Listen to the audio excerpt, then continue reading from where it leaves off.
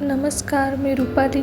Alibag special रेसिपीजमध्ये मी तुमचे पुन्हा एकदा स्वागत करते. आज आपण पाहणार आहोत एक शेजवान राईस, तोही घरगुती पद्धतीने. चला तर मग सुरू करूया. त्यासाठी लागणारे साहित्य आहे आले आणि लसूण एक छोटी वाटी, रेड मिर्च पावडर, भात शिजवून घेतला आहे,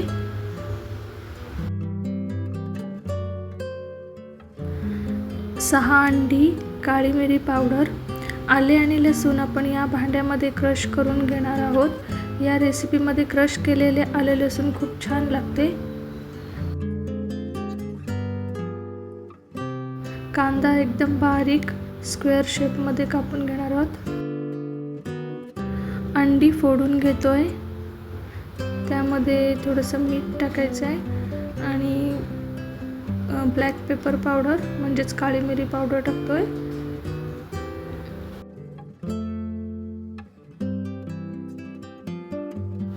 आता तवा गरम झाल्यानंतर तेल टाकून ते पसरवून अंड टाकल्यानंतर त्याचे अशा प्रकारे तुकडे करून घ्यायचे आहेत.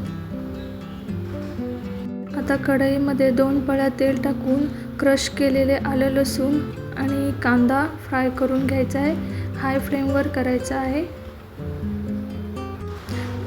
बाजूला 3 चमचे रेड मिर्च पावडर घेऊन त्यामध्ये थोडंसं पाणी टाकून आपण असं पेस्ट बनवून घेणार आहोत. ती रेड मिर्च पावडरची पेस्ट आपण ह्या फ्राय केलेल्या कांद्यामध्ये टाकायची आहे. आता यामध्ये 3 चमचे टोमॅटो सॉस टाकते.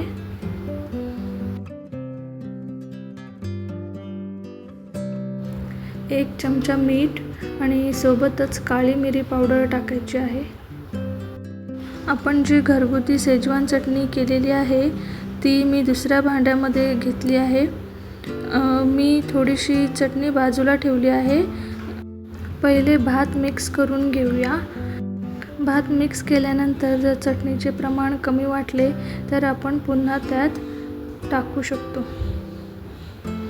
ही सर्व प्रोसिजर आपले मिश्रण जळणार नाही याची खात्री करून शक्यतो फास्ट गॅसवरच करायचे आहे. आपला भात मिक्स करून झाला आहे. पुन्हा चटणी टाकायची गरज नाही आहे. आपल्या शेजवान राईसला कलरसुद्धा खूप छान आला आहे. त्यामध्ये कोथिंबीर टाकूया आणि मिक्स करून घेऊया.